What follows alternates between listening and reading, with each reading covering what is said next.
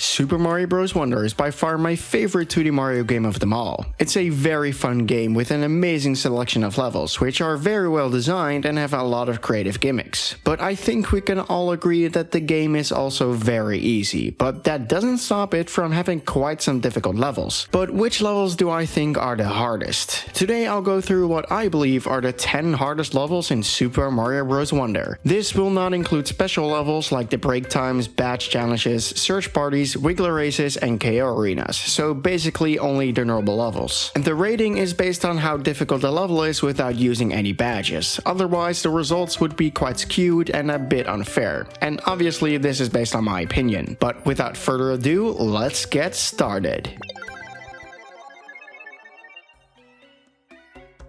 Most of Mario Wonder was not really challenging, but the difficulty definitely ramped up after World 5. World 6 was still not really that hard, but one level did manage to crack this list, being Wavy Ride through the Magma Tube. The level's premise is quite simple. There's a platform with 5 disconnected pieces that you have to ride all the way through. Sounds kinda boring, but it's spiced up in really good ways. The most notable aspect of this level is that you have 2 giant plains of lava above and below you, but there's also a lot of fire spikes throwing fireballs at you, which can be quite tricky to avoid sometimes, especially when you also have to pay attention to the platforms moving forward on their own. But that's not the best part, because later in the level, the platforms actually go into the lava, meaning you have to carefully choose what platforms you stay on and when to jump between them. I really love this gimmick, and to make this level even more challenging, the 10 flower coins are put in some pretty difficult spots. One has you bouncing on a buzzy beetle at the right time, and for the last one, you have to do this really precise jump in between the lava and the ground above you. The wonder effect is not really too difficult though. The boulder spike launches at you, fall down slowly and are quite predictable, but at least it looks really cool. So yeah, while this level isn't too difficult, it is worthy of a number 10 spot on his list. I mean, it is a top 10 after all.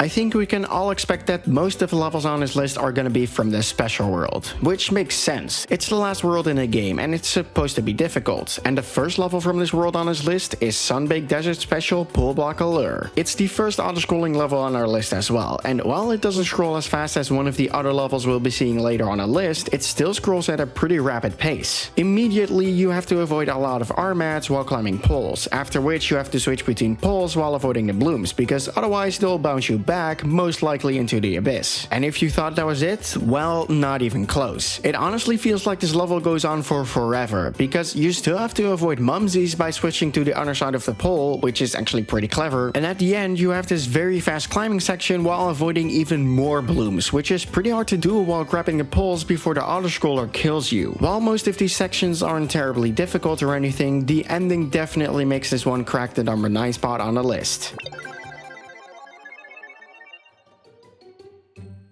Remember how I said we'll be seeing more auto-scrolling levels on this list? Well, this is another one of them, and it is the semi-final test Piranha Plant Reprise. This level is mainly based on a weird but memorable singing Piranha Plant Wonder effect from the World 1 level Piranha Plants on Parade, but ramped up a lot. The song is just as catchy as the first one, but instead of it being a short section, it takes up the entire level. And the main difference in the level is that the auto-scroller got turned up to light speed, because holy crap, it scrolls ridiculously fast at the end. And not only that, but there's also so many things to worry about all at once, like the piranha plants and the huge barrage of bullet bills getting launched at you. Plus, some of the 10 flower coins require you to hit a sequence of these purple blocks, which can be tough to do because of the auto-scrolling. But with all of that going on, why isn't this level any higher on the list? It surely sounds very difficult, but here's the thing. Most of this level is nothing too difficult as long as you know what's coming up, and that's actually the case with a lot of 2D Mario levels. The first playthrough can be very difficult, but once you know the layout of the stage, it's more just the platforming that's still difficult, and the platforming in this level isn't really too hard. So while this level can still be quite challenging, especially near the end, it's nothing too bad if you know the layout. I honestly hesitated on including this one on a list, not because it's easy, but because of another reason I'll get to very soon. But regardless, here is Shining Fall Special Triple Threat Deluge. It starts off with a cute 1-1 reference, before a triplet of Lakitus begin throwing spiky balls down a stage, which seems innocent enough at first. And when you grab the Wonder Flower, you start walking on the wall again, and the stage kinda looks like a pinball machine. This sounds exciting, right? Well, it does until you get bombarded by spike balls falling at ludicrous speeds and at random positions without knowing where they will land. I hate this level so much, because there's no way to expect a spike ball to drop at any point, and before you know it, you either get hit or just straight up die. And this is why I hesitated on including this level, because while the level is difficult, it really isn't a good difficulty at all. Every time you get hit, it just feels unfair and like you have no control over what happens. And when it keeps happening over and over, it makes this level very frustrating to get through. Sometimes I even wonder how this level got approved in the first place, but oh well, what can we do, right? So yeah, while this level is difficult, it's not because the platforming is difficult, but more just because of the stupidly unfair nature of the wonder effect. It's the only normal level in the game which I hate, but definitely not the hardest.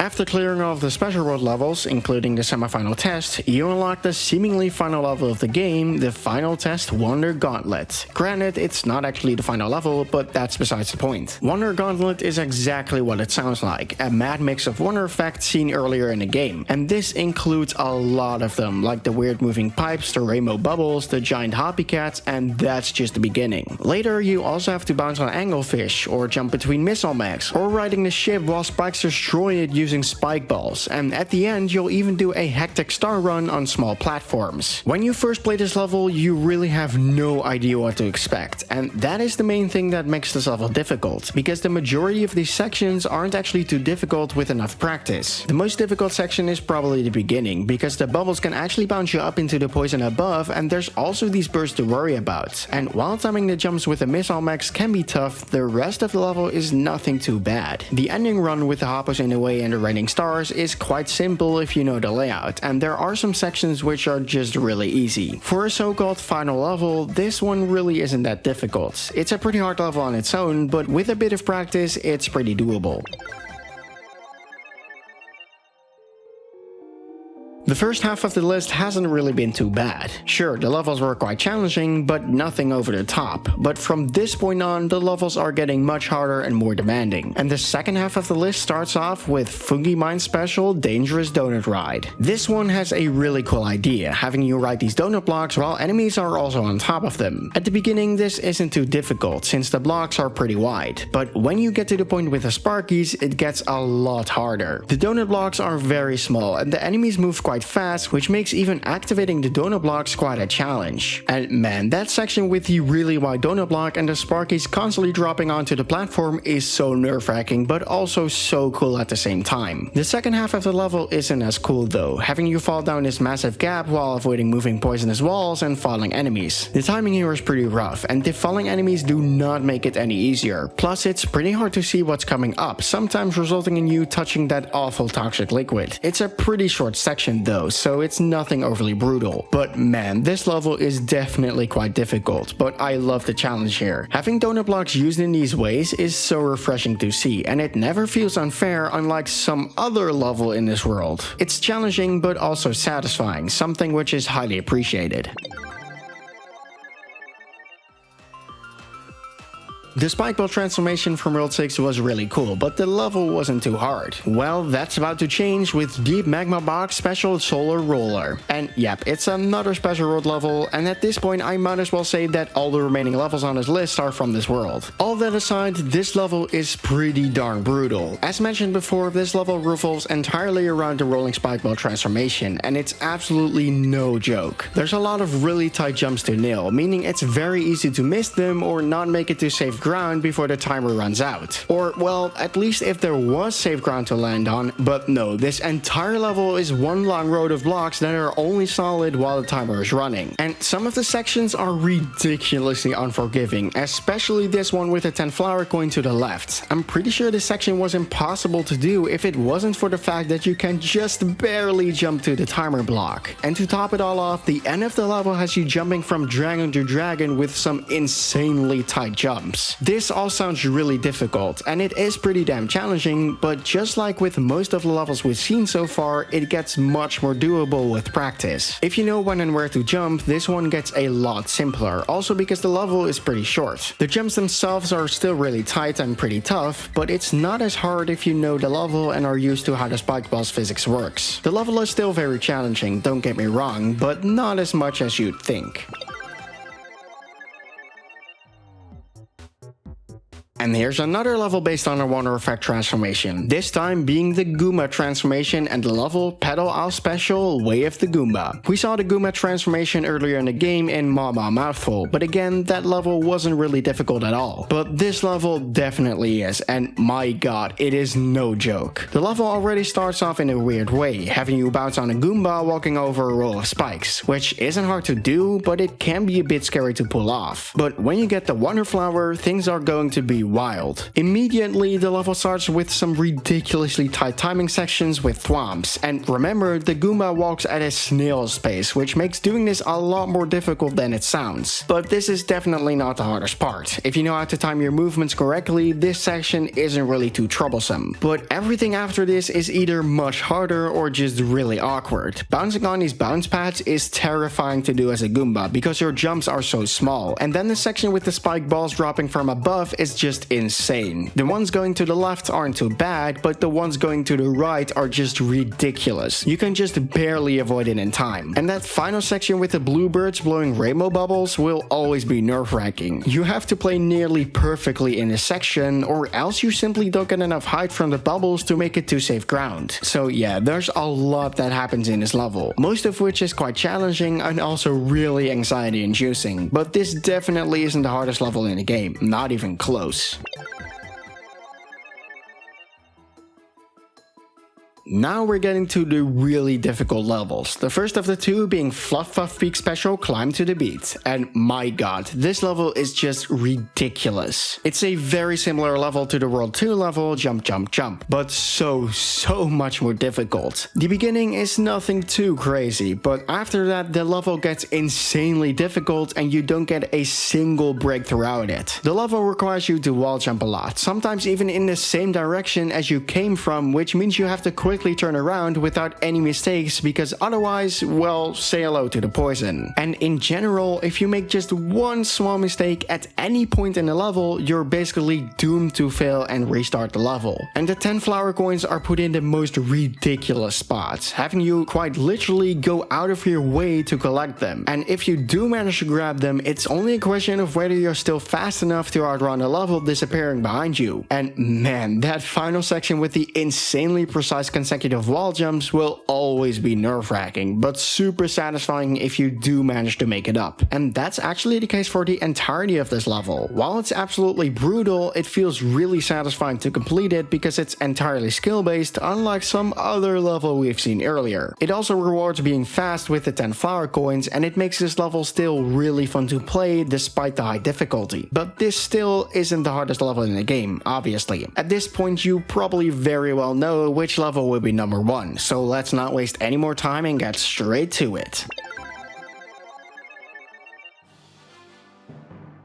And the hardest level in Super Mario Bros. Wonder is of course the final test badge marathon. And I think most people are probably not going to be surprised by this. This level, man, it tests your skills to the absolute max, and it involves a lot of the badges we've seen earlier in the game, like the parachute cap, dolphin kick, grappling vine, and many more. Each of these sections uses their respective badge in really creative ways, but also in quite difficult ways. The dolphin kick has you avoiding long lines of electricity, the crouching high jump has you timing your jumps on on zip tracks, and the grappling vine has these burning rocks, meaning you have to use your vine at the right time. And that's not even half of the level. There's a total of 10 sections, the last one even making you use the invisibility badge with blooms and these soap things. It's really difficult to time out your bounces here, and you never know where exactly you're gonna land. Sometimes it can be a bit unfair, but it is somewhat fun and really challenging. But the hardest of all these sections has to be the spring feet section. This one makes you avoid firebar spinning at insanely high speeds, and doing that with Mario's bouncy feet is a lot harder than it looks. This level surely is very difficult, but if I'm being really honest, it still could have been a bit harder. Compared to other hard Mario levels like the Perfect Run or Champion's Road, this is definitely one of the easier final levels in the mainline series. And while it is still a very challenging level, it only took me an hour to beat on the first playthrough, and I even somehow managed to beat it on my first attempt for this top 10, which might be a bit lucky, but still. But that aside, this is definitely the hardest level in this game. It's a very long level and asks so much of you from each of these sections, and while some sections are actually quite easy, some of them are still really difficult. But that was it for this list. It was really fun to make this one, and while the final outcome was quite predictable, with only one level from a different world than a special world, it does make sense because it is supposed to be a difficult world. But anyways, let me know what you think is the hardest level in Super Mario Bros. Wonder, and thanks for watching this video. I hope to see you in the next video, and as always, goodbye.